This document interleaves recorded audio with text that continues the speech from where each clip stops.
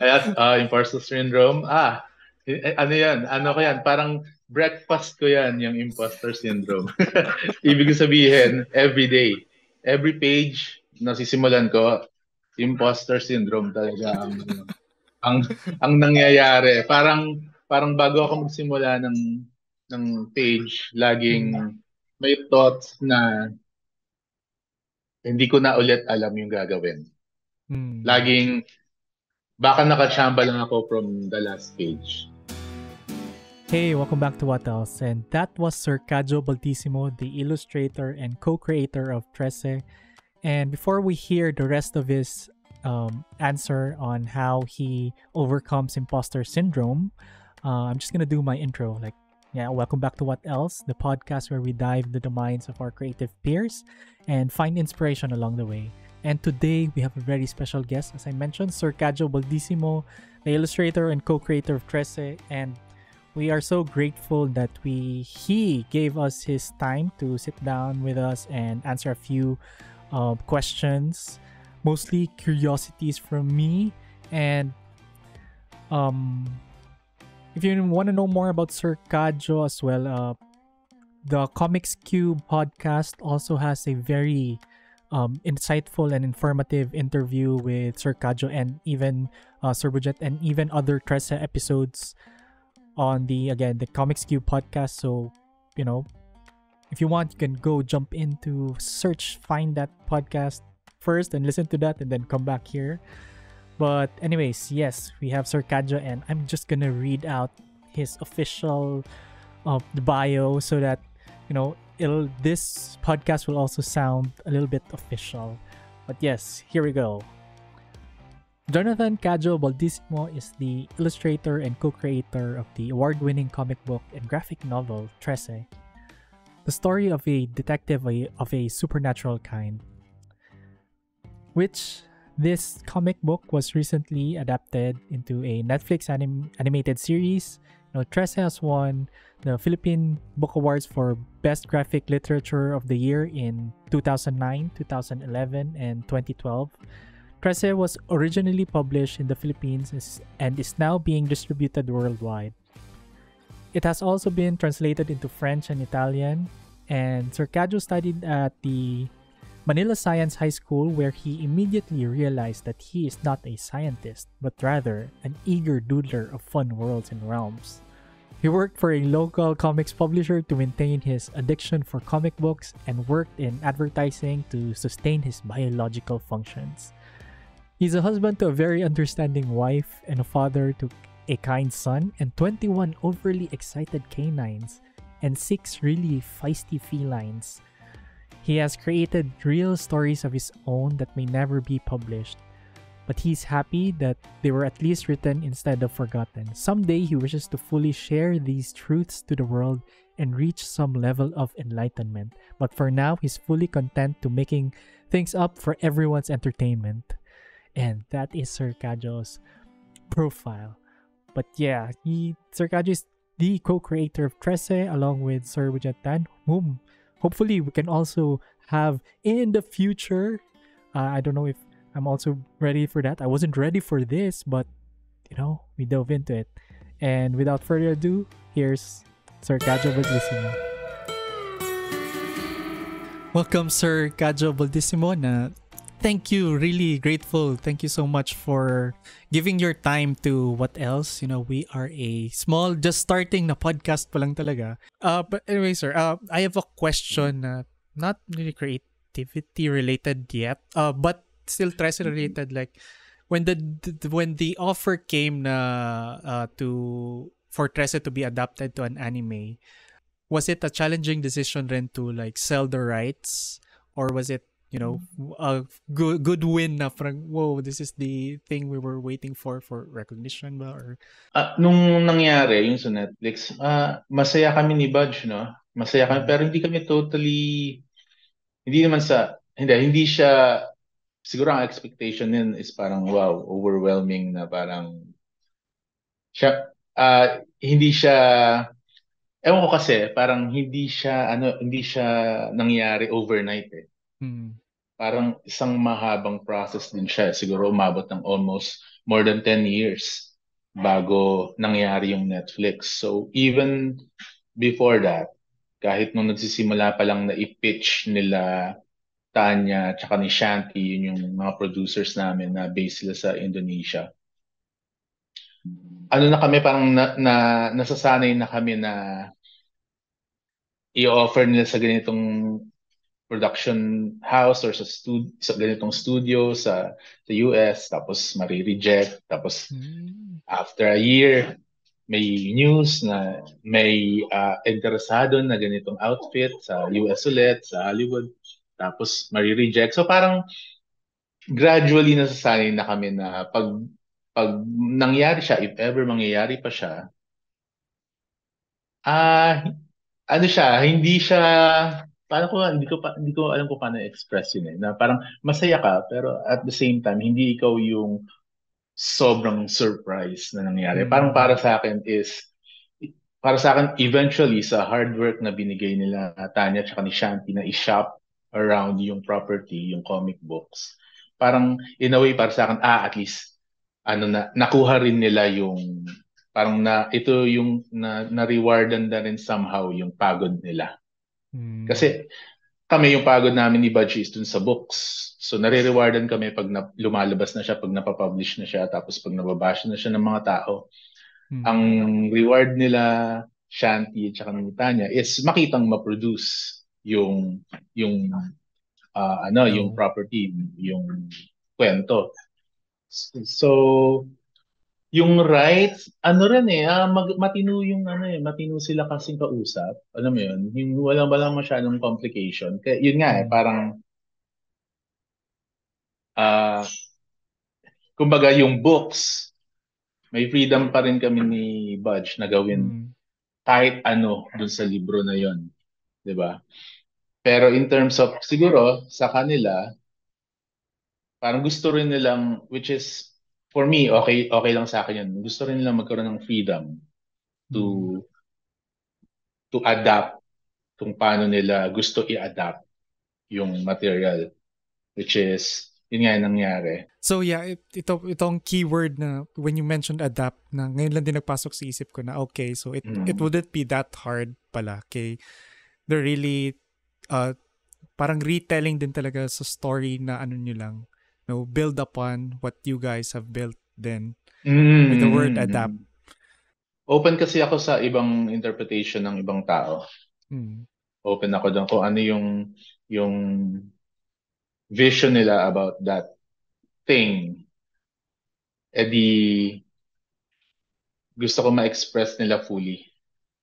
So, parang kasi parang siguro may mga nag-wonder na bakit wala kami masyadong involvement. Parang hindi naman kami walang involvement. Pero kasi parang kung ano na kasi yung libro, yung first 3 volumes, para sa akin kasi ano na siya, solid na reference na siya. Parang hindi mo na siya kailangang tanungin masyado yung artist. Although ginawa pa rin nila yun, tinanong nila kung bakit ganito yung design ng ganito, bakit ganyan yung itsura ng creature na to, bakit ganyan yung hairline niya, yung 13, ano yung itsura niya pag ganitong angle niya. Nagtanong din sila about all that. Na-enjoy ko kasi yun sa process namin ni Budge. Na-enjoy namin ni Budge yun among ourselves. So, gusto ko yung mag-a-adapt or yung gagawa ng certain story or alternate universe ng 13 is ma-enjoy rin nila yun. Pero, syempre, may in not necessarily limitations, pero meron na kasi na-express na yung, or kahit man hindi 100% defined, pero yung pinaka-essence ni 13 at ng universe niya, nandoon na sa books eh. So yung mag-a-adapt is, meron siyang parang solid na basis para dun sa adaptation na gagawin.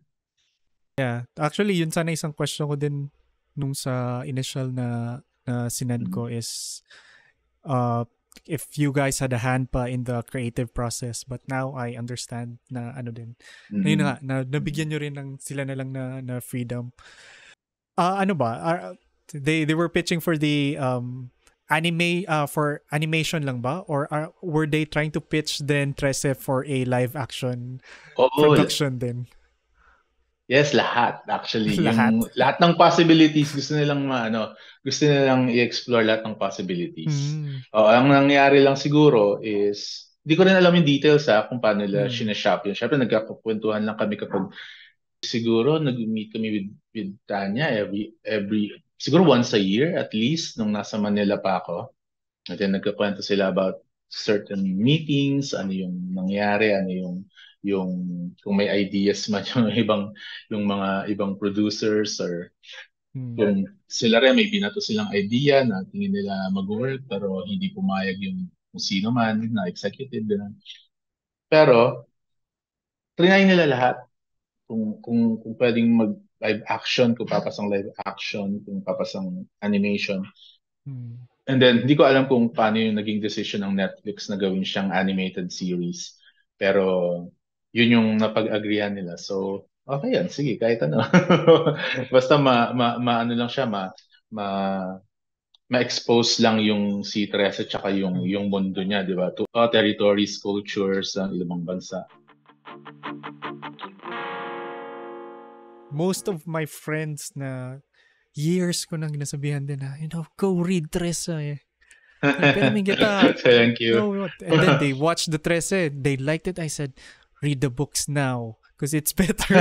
Different. Better. Different. Hindi, naintindihan ko yun. Yun yung sinasabi ko sa iba na parang kung nagustuhan niyo yung Netflix, try niyo rin yung books. Ibang experience siya.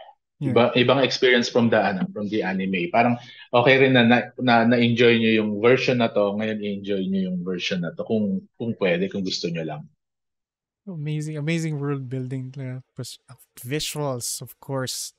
The film noir look din talaga ng black and white and that feel talaga.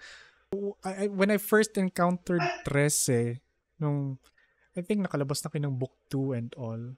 Pero ang search ko noon na time was, I think, Ghost in the Shell. And then, Trece came up. So, may influence pa sa look ni... I don't know if this has been answered sa ibang forums. Pero meron ba? Motoko and Trece persona? Yung yung Ghost in the Shell, even before lumabas yung anime, fan na ako talaga ng Ghost in the Shell na manga. Well, hindi pa nga yung Japanese yung Dark Horse na translated na into English. Fan talaga ako ng manga na yon. So, nung lumabas yung movie, lalo akong naging fan. Pero naintindihan ko na doon medyo nagka-idea na ako na hindi pwedeng magkaparehas yung anime tsaka yung manga. Kasi yung manga is ilang volumes yung di ba? Yung manga. Pero nakakuha ako ng mga siguro visual cue kasi ba si Motoko Kusanagi isang mas na-influensya ako nung Motoko Kusanagi version na nasa movie. Kaysa dun sa manga. Kasi sa manga, masyado siyang quirky. Quirky yung character niya dun tapos may sense of humor. Dito sa Ghost in the Shell na anime, stoic. Tapos determined tsaka focus, di ba? Yung ganun lagi yung mukha niya. So, somehow, na-influence ako nung nag-decide na kami na maging babae si Trece. Oo. Kasi nung nagsimula yung Trece, lalaki siya. Lalaki yung unang dinesign namin na Trece. Tapos, siguro, na-realize ni Badge na parang masyado nang maraming lalaki na ganitong type ng protagonist.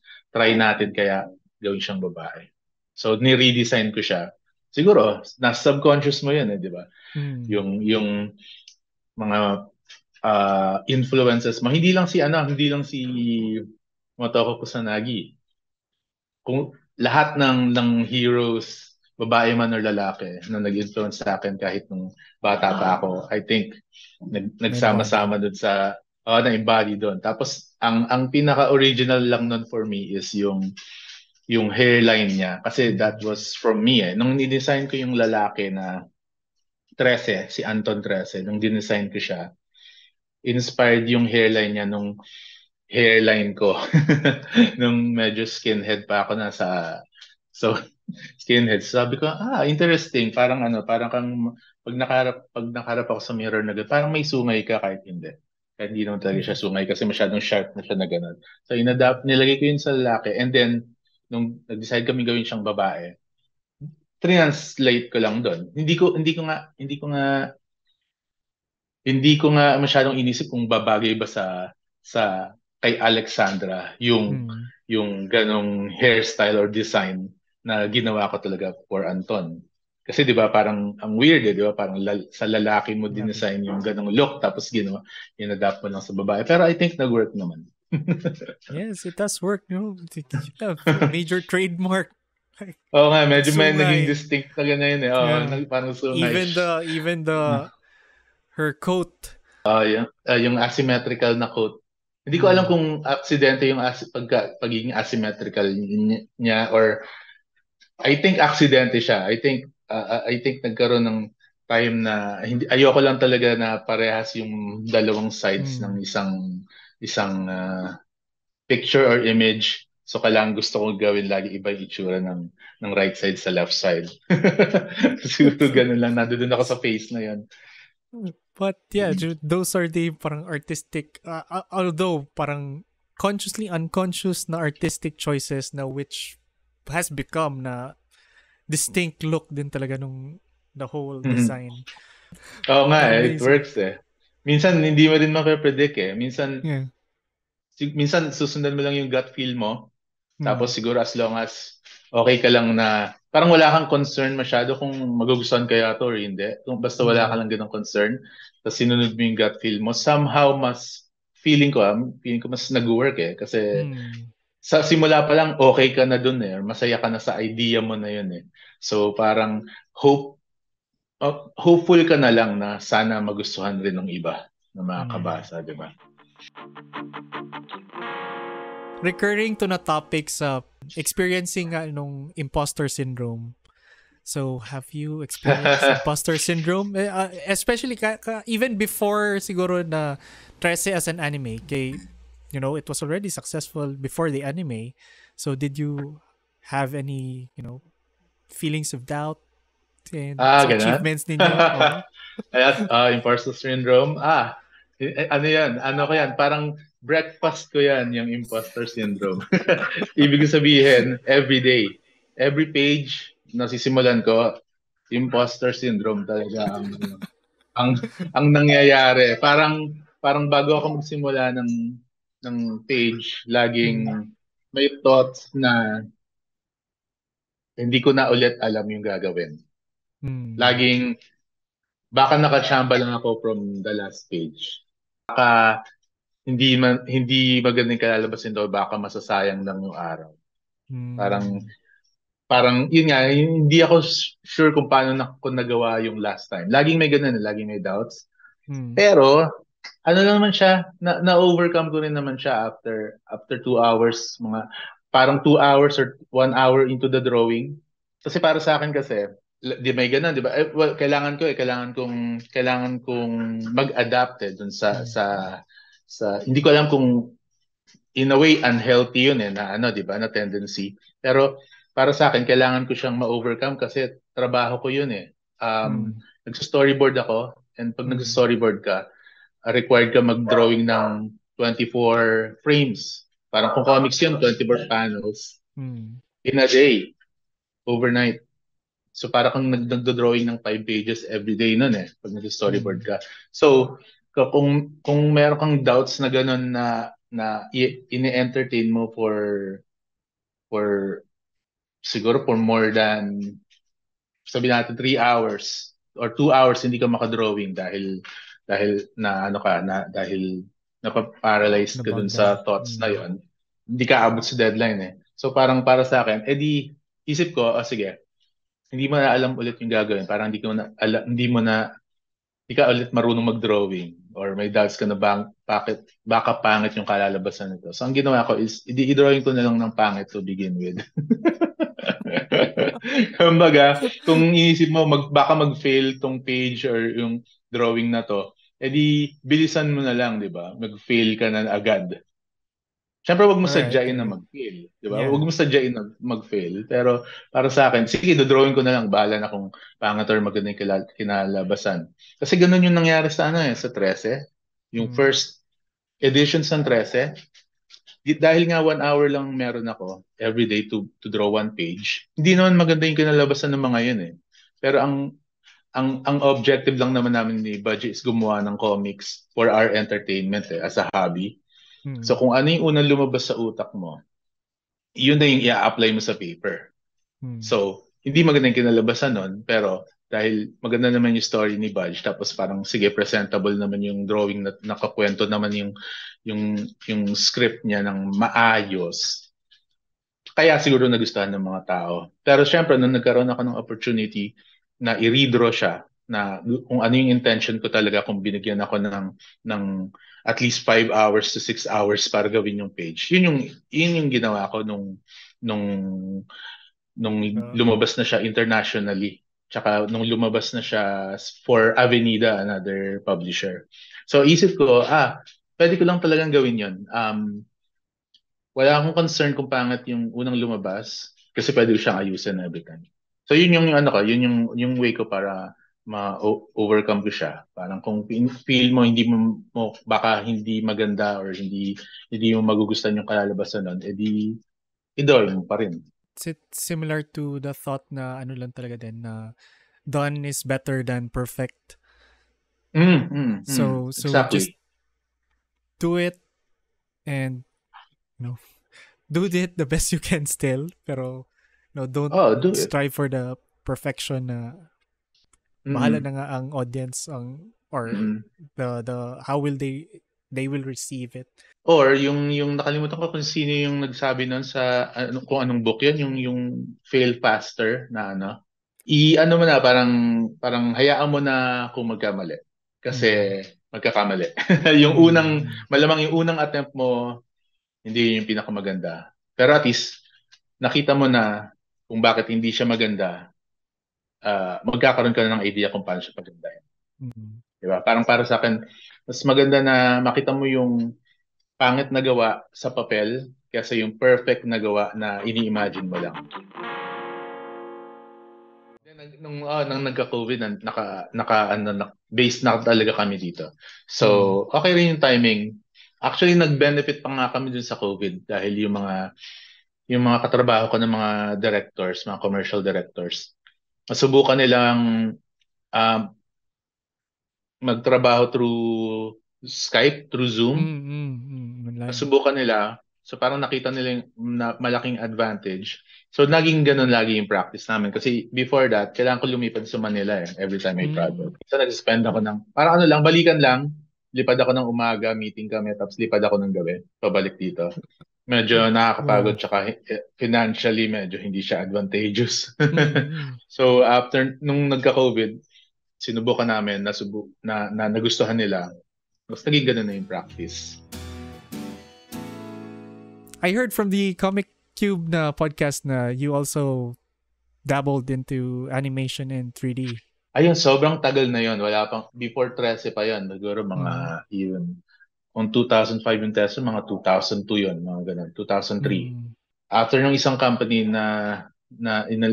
yung unang company na web design yung ginagawa namin. Nung nag-close na yon, lumipat ako sa isa pang studio. Ang focus naman nila, animation tsaka 3D rin.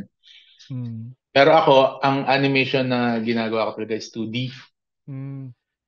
2D lang hindi naman traditional, digital na rin.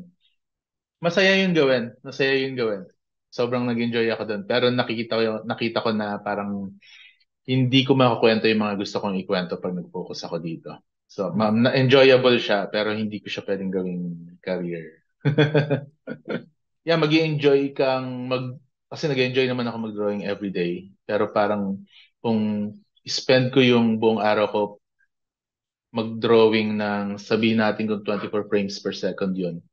Siguro 5 seconds lang magagawa ko in a day. So parang para sa akin medyo mabagal yung ano na yun yung progress na yan. Kaya talaga sa akin kasi magko-comics na. Actually, magko-comics ako for hobby lang. Mm. Dahil advertising na talaga yung pinuntahan ko eh. Parang nando doon yung may ano talaga doon. Matino yung pera doon. Matino. Parang hindi ka noon hindi ka noon sobrang komportable. Pero at least makakapag-rent ka ng maayos na bahay tsaka Mm. makakakain ka everyday. Pero at some point, 'di ba, syempre, yun nga may parang at some point naghahanap pa rin ako talaga ng ways para bumalik dun sa hobby at Mm. naghahanap pa rin ako ng ways na gawing pwede bang yung hobby na to maging career. Parang papunta na doon. Kasi last na advertising work ko yata is last ano pa September last year. So in a way, magwo 1 year na hindi ako nagso-storyboard ng kahit anong commercial. Amazing to think that uh na di pa pala trusted din ng full-time na Mhm. focus mo even with Yes. this big big success. But Mhm. it's really starting to pay off na din siguro talaga sa inyo, right? And Yes, yes. it's the goal. Amazing, sir. Mhm. Actually, question ko rin sana talaga yon na Mhm. how do you like separate na yun nga your hobby and your art na for hobby and art for Passion. livelihood. Oh.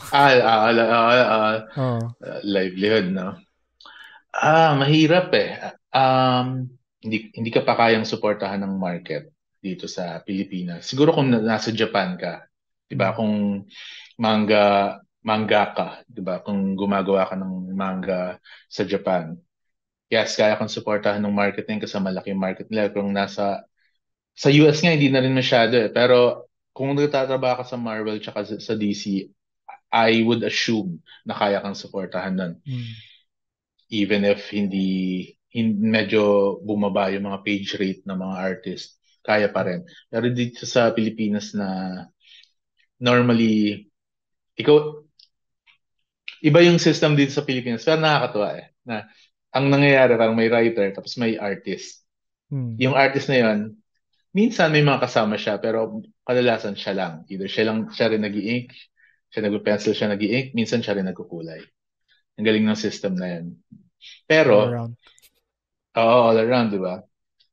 Pero hindi pa kayang, I don't think sa situation ko, hindi pa kayang suportahan ng market nung book yung kabuhayan mo.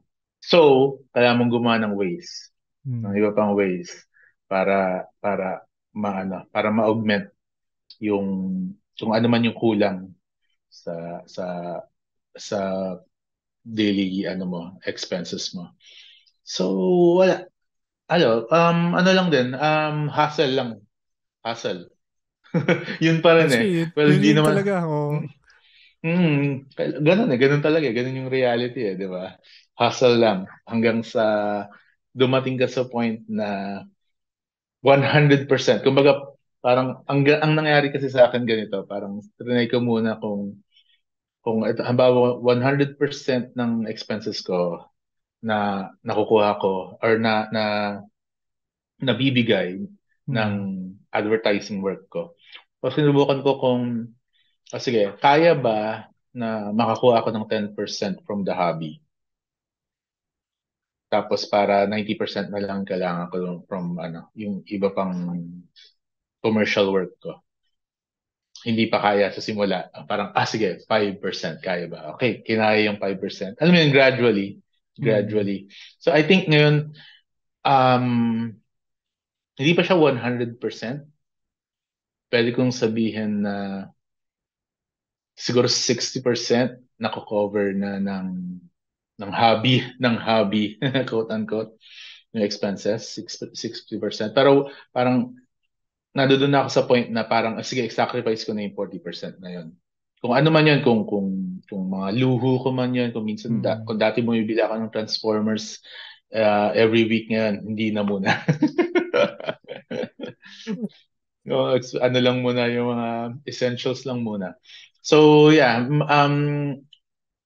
even kahit sabihin pa natin na yung status ng 13 is medyo meron na siyang, medyo recognized na siya. Hindi ko pa rin masasabi na mainstream siya. For me, hindi kami all the way kami ni Budge. Ganun yung thinking namin ganun pa rin ang tingin ko sa 13. So hindi ako nasusurprise lalo na dito sa Davao na yung mga tao first time nila makakita ng 13 na comics.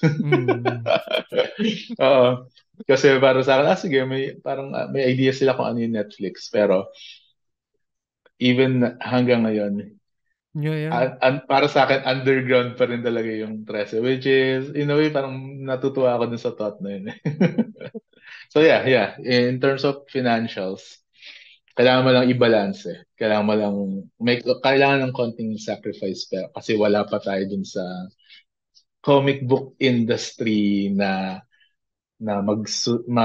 masusuportahan yung mga writers tsaka artists natin. Yeah.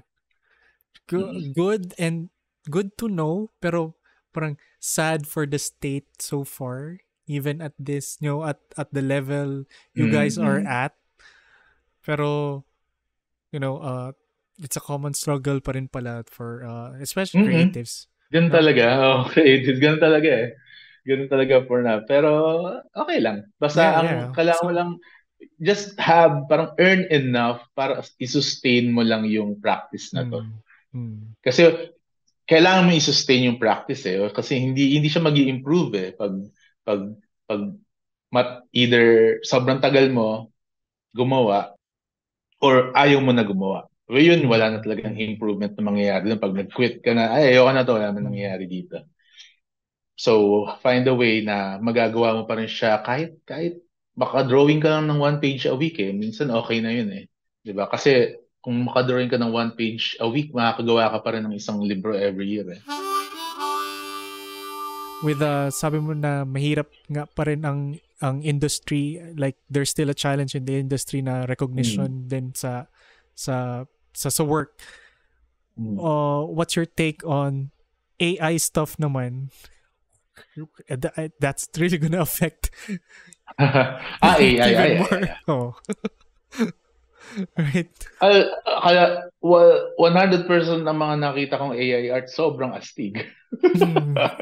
Sobrang ganda, di ba? Undeniable maganda. Yeah.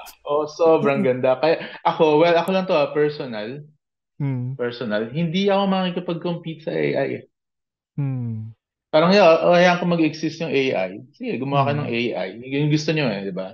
Gusto nyo mag-type tapos may picture na agad na lalabas. Okay yun. May mga nag-enjoy sa ganun Pero I don't think gusto ko yun for me. Kasi gusto ko lahat ng lines na ginagawa ko. Nafe-feel ko yun bawat lines. Nandun yung enjoyment sa akin Yung mga lines na ginagawa ko nagiging something. Nandun yung enjoyment ko. Pero hindi ako, there's no way na makakaproduce ako ng something na tatalo sa AI. Diba?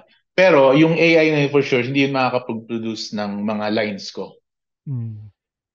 Makakopya yung lines ko kung mag-feed ka enough ng mga artwork, di ba? Makakopya ng computer yung lines mo. Pero hindi niya pa rin drawing yan.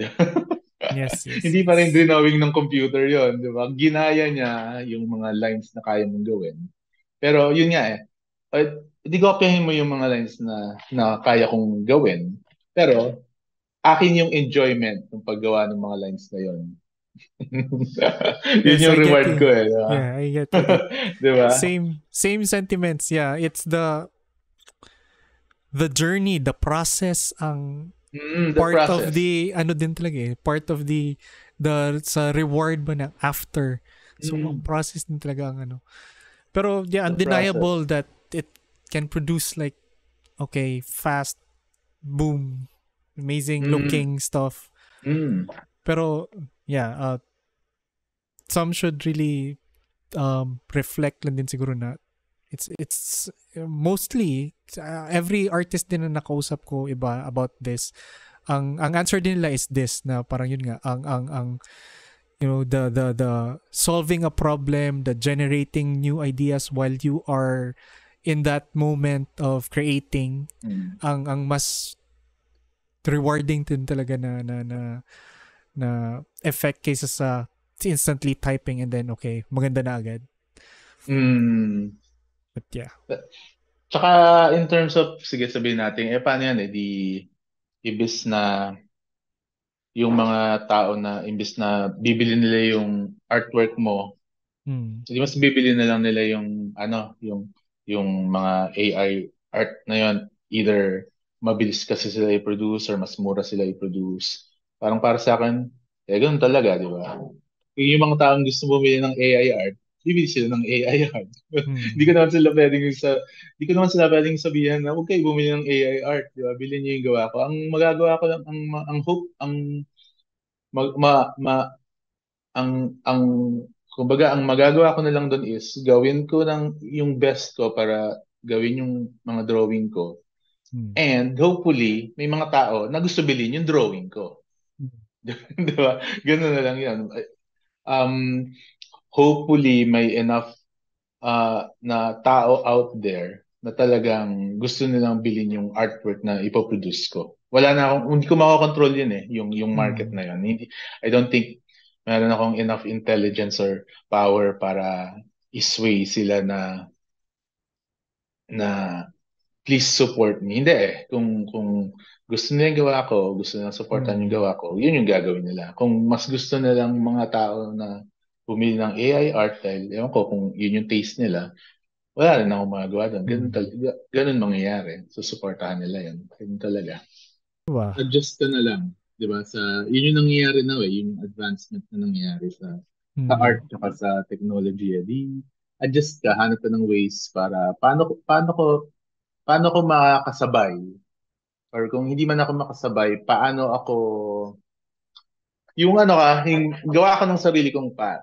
Kung lahat nagiging ganito, parang kung lahat nagiging kasi AI art perfect lagi.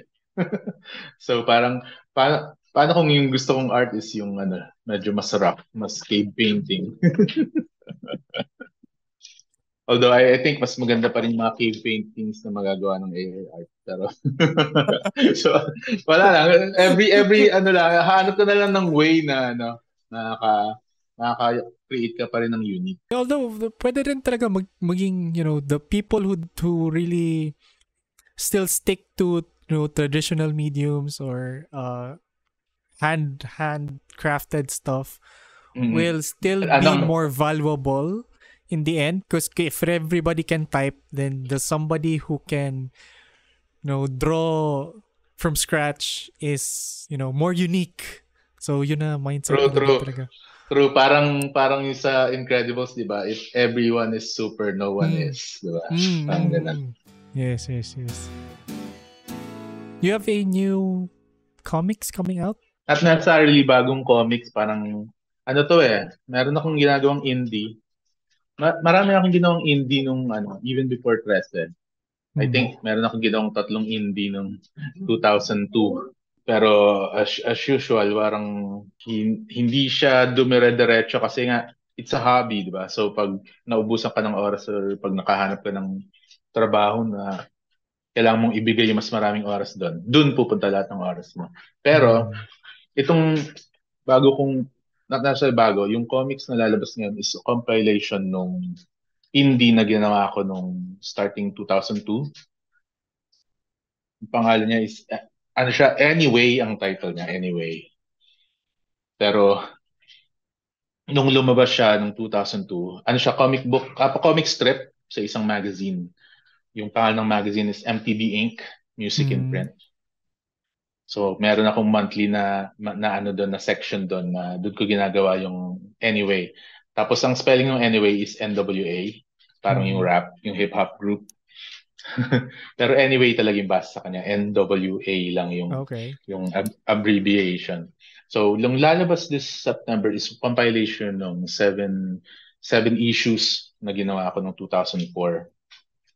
7 issues siya. Parang siya yung first arc ng 3 parts kasi yun . So, ito yung first part. 7 issues siya kasi kailangan ko nang tumigil. Kasi nalilito na ako. Tsaka, syempre, life, di ba? Maano na ako nun .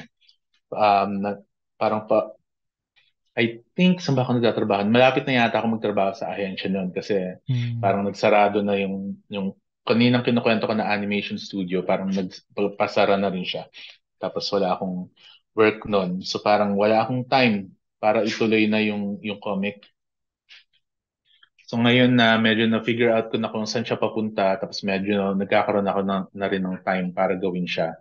So nag-decide kami na sige i-release natin tong first 7 issues, i-compile natin and then release it. And then medyo inayos ko ng konti kasi medyo ano siya, magulo siya eh. Syempre 20 years ago parang medyo hindi pa ako marunong talaga magsulat. Ngayon hindi pa rin ako marunong pero medyo may ano na medyo siguro 10% better. So, No, hindi pa rin yun. not much pero at least hindi kasing rough nung first nung original series. So yun, ni-rewrite ko ng konti. Yung artwork basically wala ko masyadong ginagawa. Pero yung in terms of artwork, hindi ko masasabing 100% yung quality niya kasi yung Xerox lang yun eh. Yung Mm. original 7 issues, Xerox ko lang din. Tapos binibenta ko sa nila, parang pinapa-consign ko sa mga comic book shops na nakilala ko during that time. Na super, ano naman sila, supportive sila na nakakatuwa.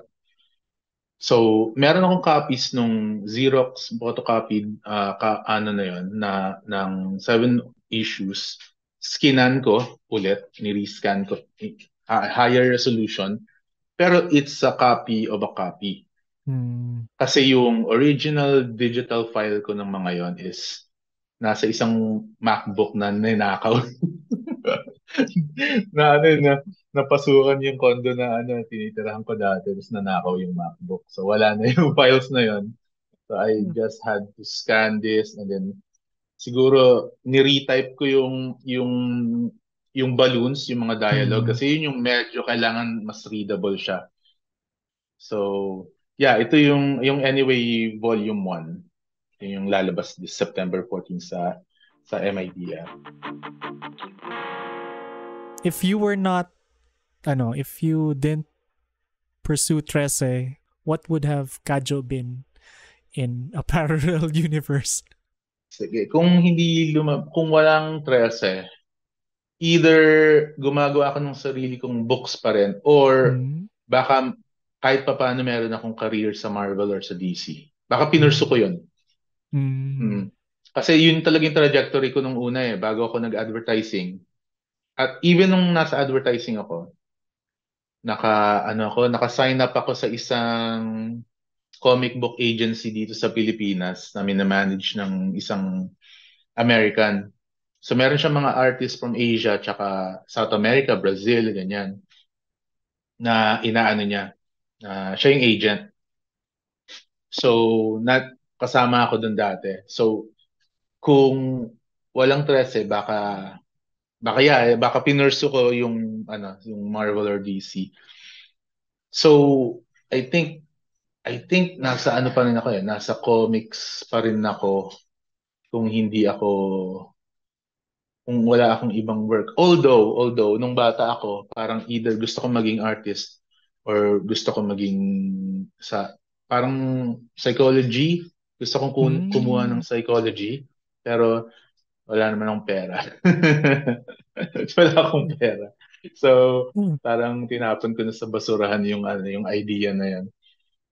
Yeah, pero yun yung interest ko. Parang siguro, in a way, kaya rin siguro ako may may hilig na gumawa ng mga comics, independent comics na not necessarily superheroes yung mga story. Mas parang slice of life tsaka ewan ko, human behavior, mas Mm. naglilinaw sa ganun eh. Siguro doon ko na lang ilalabas yung interest ko sa behavior ng mga tao. Right now, with with Trece, being known now, are there, wala pa bang opportunities for projects na to work on other, like, properties na, like, for either DC or Marvel na invite ka to do your own versions of another character? Or may mga may mga ginawa akong covers dati, pero kasi ang tingin ko, ang reason lang kung bakit hindi ako makakagawa ng Marvel or DC now is wala na kasing time. Kahit okay. gustuhin ko, kung magkaroon man ng opportunities, hindi ko na magagawa kasi wala nang time dahil tuloy-tuloy na yung 13. Tapos I don't think kahit sabihin natin na ba financially, I don't think mako-cover ng page rate ng Marvel at DC yung effort na ibibigay ko for 10 hours. Kasi para well, ako sa opinion ko, para makagawa ka ng quality na trabaho for Marvel or DC, at least kailangan siguro mag-spend ka ng 8, 10, 12 hours eh. So I don't think I have that time. Una, I don't have that time. Tapos pangalawa, I don't think enough makukuha ko na payment doon. So, yeah, parang for me, yung 13 na talaga yung focus for now. Plus yung mga ginagawa kong mga indie comics na may mga ilalabas rin kasi ako next year na nakapila na. So, from all those things na pinaplano ko, wala nang oras para magsingit pa. Siguro magagawa ko na lang is, syempre, gusto ko pa rin naman mag-drawing ng Batman, Spider-Man, di ba? Superman, X-Men.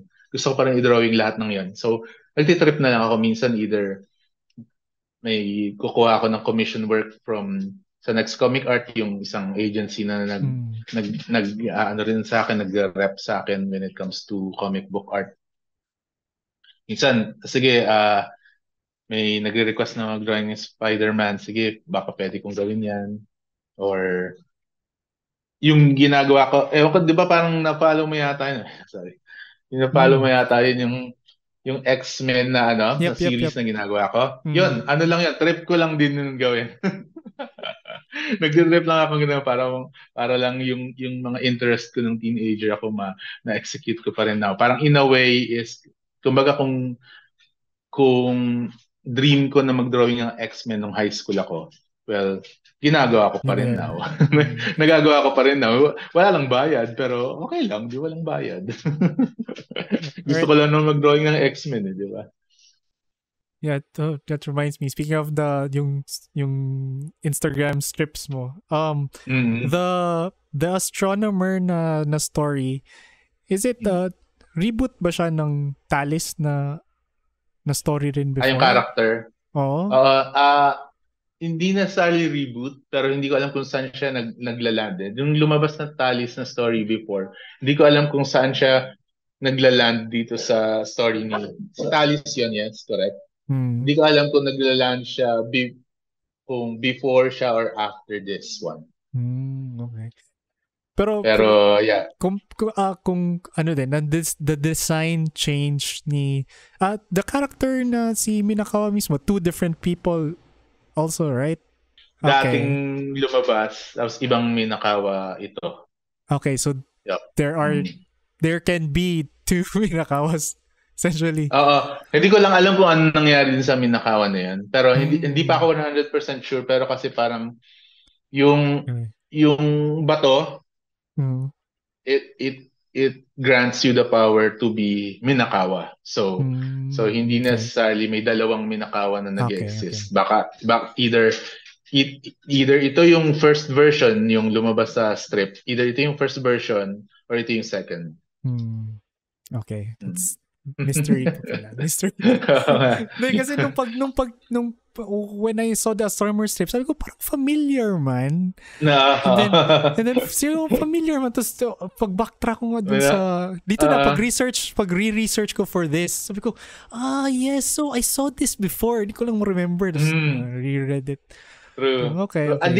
Actually, hindi ko pa rin tinatanong kay Budge hindi ko natanong sa kanya kung ito ba yung first version ni Minakawa, ito ba yung second version. Ito na yung second iteration ng character. Pero mas gusto ko yung version na to, yung lumabas, kasi parang mas siya meron akong ina-attempt na gawing character dati na mukhang Philippine Eagle. So I guess dito medyo Yeah. nagamit ko yung design, yung kahit yung headrest man lang niya. Yeah, yun sana next question ko na the design for the current Minakawa is very Philippine Eagle ng headdress compared sa before na very Gatchaman, right? Ang look actually niya. Silverhawks yung ano ko doon, inspiration. Kung Right. nanonood ka na ng 80s. Silverhawks. Amazing Nanonood ka ba designs. na? Napanood mo ba yan? Wala akong Silverhawks. nakaano Silverhawks although I heard of it. Ano siya, after nung Thundercats, yun yung sumunod na series. Alright. Silverhawks. The design nung manananggal sa Last Dato, the mask was like the twins mask itsura. So, right? Wala lang. Naano ko lang na relate Yun lang. yung yun yung weird dun sa lahat ng mga ginawa kong indie before. Yung anyway, tsaka yung Last Datu. Yung Last Datu kasi ang kwento niyan is, meron akong 24 pages. Meron akong vague na kwento, kaya ako drawing yung 24 pages na yun. Pero, binigay ko kay Budge para subukan kung ano yung madadagdag niya. Pag sabi ko, Budge, gawan mo nga ng try mo lang gawan ng dialogue tsaka captions. Tignan natin kung anong mangyayari. So parang sabi nga ni Batch is parang isip niya baka ito yung baka tinetest ako ni Kadyo bago namin gawin yung 13. Which is yun nga ang nakakatawa dun yung mga design. Apparently yun yung yung design aside from isa siyang babae na may sword, tapos yung buhok niya may pagkaganon na, may pagka-13 na yung buhok niya actually, hindi lang itim. Tapos, may sword. Tapos yung mask ng manananggal na parang kambal mask. Tapos anyway, may mga characters doon na pag nakita mo yung book, may mga characters na nakamukha ni Jimmy Trece. Alam mo yun? So, apparently, lahat ng mga ideas ko na hindi gumana before Trece, nilagay ko sa Trece subconsciously. Good. Doon ko tinapon, no? Doon ko tinapon. Hindi ko sinasadya, talagang talagang siguro kasi sa rin, mabilisan yung nature ng paggawa namin ni Badge nung 13 na mabilisan. Kung ano yung unang lumabas sa utak mo, yun yung ine-execute mo sa papel.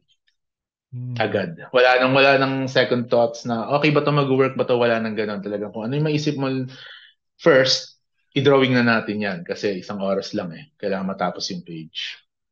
Yeah, that's a really good lesson talaga na I should also practice na to do it, like just get it done. Minsan ganun di ba? Na just get it done Minsan or although okay lang yun kasi mga artist naman tayo. Syempre kung nagtatayo ka ng building, hindi pwede yun, di ba? Or gumagawa ka ng bridge, di ba?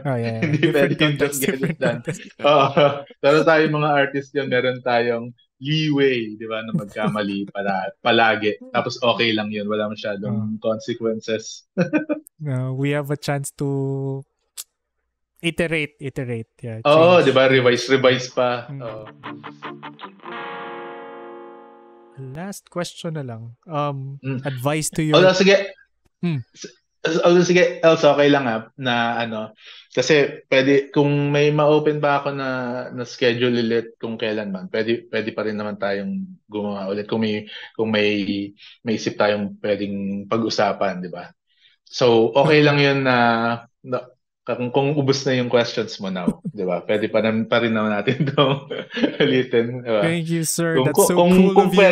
Kung pwede lang. Kung may kung may ma-align na schedule. Yung schedule di ba? Yun yung yun naman yung yung factor na pinaka-importante kung tugma, di ba, yung mga schedule. Alright. Pero open naman ako. Pero yun, sorry, ano yung question? Advice to your younger self and everybody, young creatives na who is aspiring to, create something, not just comics, create anything. So what can you say? Yun, kung ano yung passion mo, kahit kung artist ka man or writer ka, I guess wala kang ibang pwedeng gawin kundi gawin mo lang ng gawin. Alam ko napaka simplistic naman ng ano na yun, di ba? Pero ganun eh. Kailangan mo lang gawin palagi. Hamanap ka ng way na magagawa mo siya palagi. Alam ko life gets in the way, di ba? Lalo na sa situation natin sa Pilipinas na kung comic book artist ka, hindi nun ibig sabihin na meron ka na agad sustainable na career basta galingan mo lang. Hindi ganun yun eh. So, humanap ka ng way na magawa mo siya palagi kasi pag ginagawa mo siya palagi, dun ka mag-i-improve. Dun ka bibilis, alam mo yun, dun ka magiging automatic yung nangyayari sa utak mo, magiging automatic pag ina-apply mo na siya dun sa papel. Kahit ano man yun, kung prose or poetry or painting or comics, kailangan mo siyang hanapan ng way na gawin palagi. Kung pwede, everyday. Everyday. Hindi mo nga kailangan siyang gawin 10 hours a day or 5 hours a day. Kung 1 hour lang meron ka in a day, gamitin mo yung 1 hour in a day para dun sa comic book or dun sa nobela na ginagawa mo. Pero everyday. Kailangan everyday. Yun lang yung parang mababawas. Imbis na 5 hours yung YouTube time mo, magiging 4 na lang. Or kung natutulog ka ng 8 hours, wala kang choice. Gawin mo lang 6 or 7. Healthy pa rin naman yung tingin ko. Hindi ka na mamamatay doon. Pero, yeah, do it every day. At kung ano ba, yun yung every day, feel mo man gawin or hindi. Inspired ka man or hindi. Kasi para sa akin, aside from, di ba, sabi nila, kailangan ko ba maghintay ng inspiration bago ako gawin isang bagay? Hindi. Para sa akin, yung inspiration, dumadating yan pag ginagawa mo na. Well, for me, personally, hindi ako inspired nung blanco yung papel. Pero after 1 hour na nagdududal ako ng kung ano-ano, may lumalabas na sa utak ko na, pwede yun. Hopefully, yun din sa iba. Tapos, ang advantage pa nun is, para sa akin kung imagine mo, kung meron kang nagawa na produce na drawing, perfect man or hindi, may na-produce ka, nung ang state of mind mo is hindi ako inspired or depressed ako or ayoko talaga mag-drawing, meron ka pa rin na drawing. Imaginein mo, kung nandoon ka sa state na 100% so super creative ka, super inspired ka, at sobrang 100% alam mo yung direction na pupuntahan mo. Imagine mo yung mapoproduce mo. Diba? Kung nagagawa mo siya ng hindi mo feel, imagine mo kung ano yung mapoproduce mo pag feel mo. So, yeah, I guess yun lang, gawin nyo lang. Kaya mong gawin. Parang, ano ba yun yung sinabi ko nung bata ako, hindi naman bata, nung teenager ako, tinutokso ako ng nung isang barkada namin, kasi nung in-interview daw kami sa MTV dati, nung sabi nila, yun ganyan, yung yung ma-advise mo sa ibang, nag-start na artist or ibang mga artist pa. Sabi ko, just draw, and draw. And if you don't want to draw some more. Well, really, sound advice. Yun. Yes, amazing, sir. Thank you for that advice. Consistency. Even if you're not, even if you don't have a muse, a muse will be the act of doing it. Minsan, doon dumadating eh. Diba? Thank you, sir. That's it. Thank you for joining. What else? What else? And that was Sir Kadjo Baldissimo. What an exciting and informative episode. And I still can't believe, he gave us his time. And hopefully we can talk to him again. And again, maybe Sir Budget as well in the future. Let's hope our schedules align. As with our other guests, we also have other amazing guests who just needed to reschedule. We'll have to follow up with them, but we also have another exciting episode coming up in 2 weeks. We're gonna have another guest interview in a couple of days, and just subscribe and follow the podcast either on YouTube, Spotify, or anywhere else where you find podcasts. And yeah, if you have any feedback or suggestions, just contact us. And that's it for now. What else?